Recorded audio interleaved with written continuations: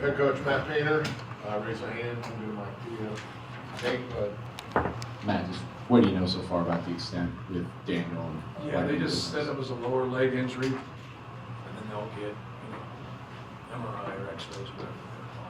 So you should have something by the end of the day tomorrow or the following day.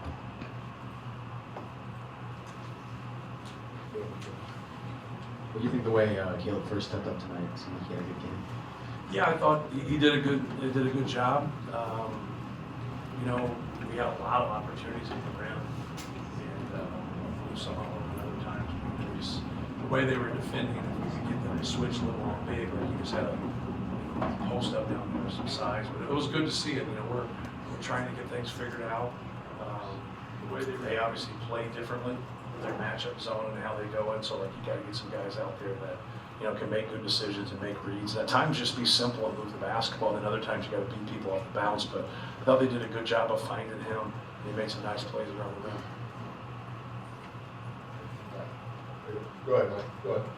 Good to you. Just what Wilbur did for you also without Jacobson, and to get 27 minutes, and what can this kind of mean for him as you work your way through the center position there? Yeah, he, just for his sanity, just making that free throw, right? Just so you can, it's really hard. I tried to tell him the last game, I thought, you did good things, you just didn't have a lot to show for it. You got to reward yourself by making your free throws. And I also told him that, nobody's trying to miss a free throw. When you do what you're supposed to, and you give a great effort, and then you fail, hey man, just keep plugging. And I thought he got some elite rebounds, above the rim where he went high and was able to get it. And I think that's, you got to be consistent in your post D, your ball screen D, and your rebounding. You got to play without turning it over. I know that sounds like kind of old school, but the game's old school. Just be fundamentally sound and then just finish around the rim. When you're 7'2", 260, just use your body and finish around the rim. And so it was good to see him play well and Caleb play well. And all of Raleigh's was conditioning. Obviously, when it's on E, it doesn't stand for elephant. So his tank was empty, and he proved it. And so we had that with some guys. Isaac Haas was that way. He kind of gets the 3 minutes of playing, and he didn't have any more oil in his engine. So this was one of those things where you're learning too, right?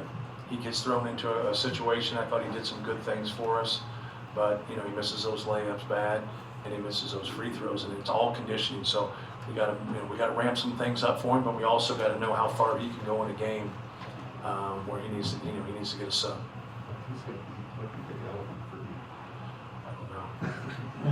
There's something we talked about growing up, like someone run out of gas and they'd be on the side of the road and we just drive by him and yell that E doesn't stand for elephant. we probably said a few other things, but that was the kind of the crux of the story.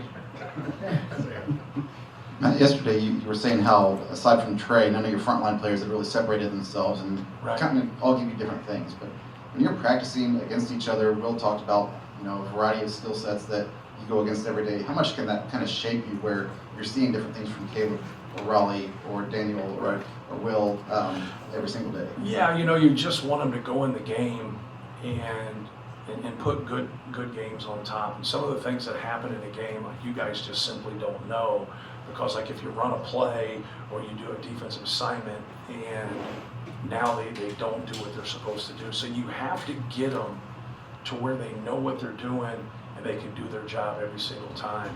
Now when you know the rules and you stick to the rules, now competing is the most important thing. So then being able to compete. But I think all three of them bring different things for us. We'll see here with Daniel if he's able to play the next game, not able to play it all this year. He's out for a week, whatever his thing is the next man's up. And you got to be able to step up and be productive more than anything. Don't go out there and say man, I'm going to do this or I'm going to do that. Just understand the game plan, understand what you're supposed to do. We drill everything that we do, and then just stick with it and do your job and have fun.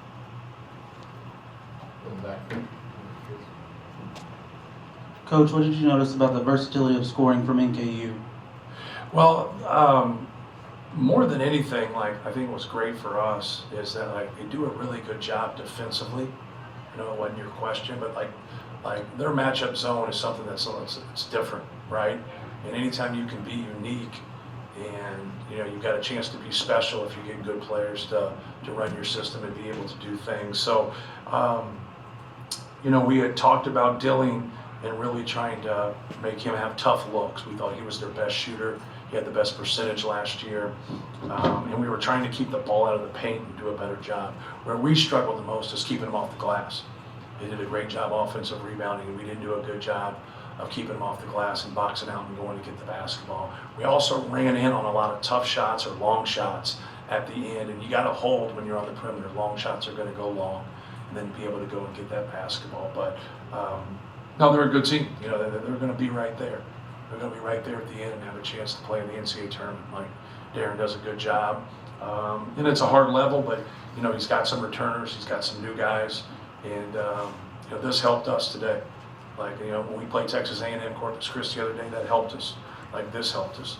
And we got a tough challenge, you know, Monday in Yale. And, you know, it'll be very, very competitive. They have a great program, but we've done a good job scheduling and bringing in, you know, quality opponents that are giving us challenges. That was a tough game for us. I know we win by 22, but, you know, what's the score if we play at their place or we play neutral, right? Like, keep stuff in perspective. You just kind of touched on it a little bit, but what's the key to getting those long rebounds? Obviously prove that it's not just the big guys who rebound. Right, well, and you can speak on it in theory, you can speak on it like in placement on the court. Like, if you're at the rim and you're boxing out and someone shoots a 25-footer, like, you're not in the best position in the world. And so you got to hit him and create space and get out. But if I'm away from my man and I'm to the basketball and I'm going to go back, I got to go back, even if my man doesn't come. Because what you do is you create space there. So, but when you just sit there and run to the rim when someone shoots a 25-footer, like, the ball's going to fly over your head. Like, you got to be able to pick up the flight of the basketball. So you step to your man, you wait a little bit. If he comes, you box him out, then go get it. If he doesn't, now you've created some time and some space right there to be able to go get the basketball. So a lot of times what happens is, in box outs, like, contact takes your eyes off the basketball. So if I'm going to get the ball and you don't hit me, I'm just going to keep going, right? But now if I can get a piece of you, you're not going to keep a flight of that basketball, then you get hit, and then you're going to lose, you know, you're going to lose sight of that ball right there, because that's what contact does. So we got to be more physical at times. And then when you break down and you're in a rotation, or, you know, you whiff on your guy and your box out, just simply go get the ball. The play's over. Don't keep trying to box out.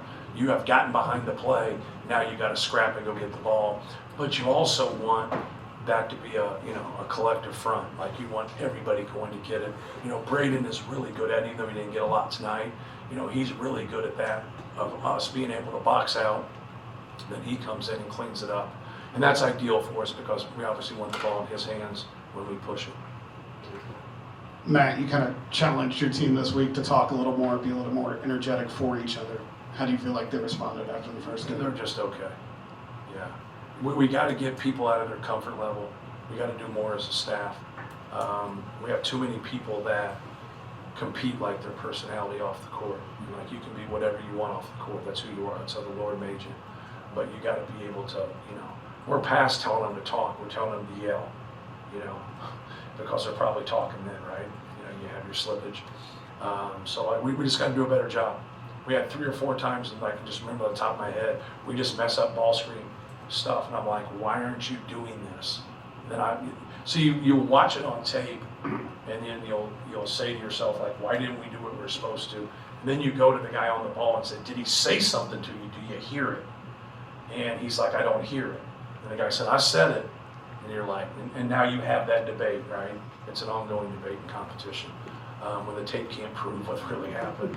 So so you just got to do a better job. You got to do a better job of yelling. And, you know, it's early, loud, and continuous, what we talk about. But they slip a lot of screens. So we don't yell anything on slips. We stay away so we don't change our feet defensively, and we stay there. But there was enough ball screens that got set tonight. When we did our job, we had success. When we didn't, you know, they were able to take advantage of it. Anything else? Sure. Go ahead. Have you had any other teams that have had similar challenges communicating and getting out of their comfort zones? Not quite like this, but yes, I think everybody has that challenge to start the season in terms of talking. And so, but we'll get it fixed. We'll keep working on it. We'll keep working on it. Right. Right in the case. Is there something uncommon about Bird's ability to go up and get the ball with 2 hands in traffic? He's done a good job. He's done a really good job of kind of getting it at the peak and keeping it. But, you know, the one thing is you can't keep it there. Like, you got to be able to chin it. And that was something that we would always talk with Zach about tucking his elbows in. Because you always are taught when you play basketball to chin the basketball and protect yourself. But when you're 7'4", 7'2", and you chin it and then you turn, you're going to hit somebody right in the noodle. And so, and they'll say like, hey, you can't do that. And you're like, what are you supposed to do? Like when you do, so we'd always tell Zebo to tuck his elbows in this way and go this way. So when he turned, he didn't have his elbow up and, you know, crack somebody right in the head. But yeah, Will's just got to protect it then when he gets it. So we got to do a better job. I like our effort. I don't think we've embraced the physicality of the game. I think we have to communicate better. But I like our effort. We just gotta piece it together a little bit better. We're getting our hands on a lot of balls that we're not getting, but we're still around the basketball there. Now we can't dribble loose balls.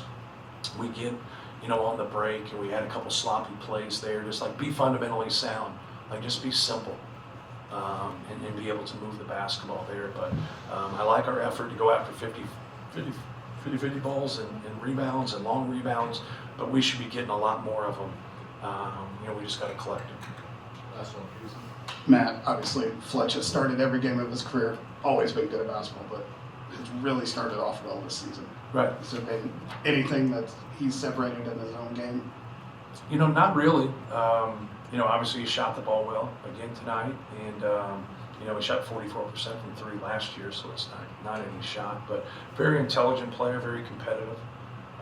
He's worked really hard. You know, he's not going to run for the Olympics in track and field, but he has worked really hard on his sprints. He's worked really hard on his body. And he's put in time. So one thing that you don't understand when you're trying to develop as a player, you just do everything in your power to be a good player. He's done everything in his power to be a good player. And so, like, but don't sit around and say like, well, you can't do this, you can't do this. You know, try to embrace your players for what they can do. You know, he brings a lot to the table for us, and he's trying like hell to lead and really help other guys. Sometimes you get a little bit of a wall because guys, you know, they don't like sometimes taking it from other people, but you never ignore when intelligent people speak. You know, you always have your ears open and be able to do it. He's very intelligent, like for his experiences or whatever. You know, he'd make a good coach. I don't know if he'd have the patience for it, but he'd make a good coach. Thank you. Yeah. Where does the each check 3 rank on the intelligence? I'll let it rip, baby. Let it rip.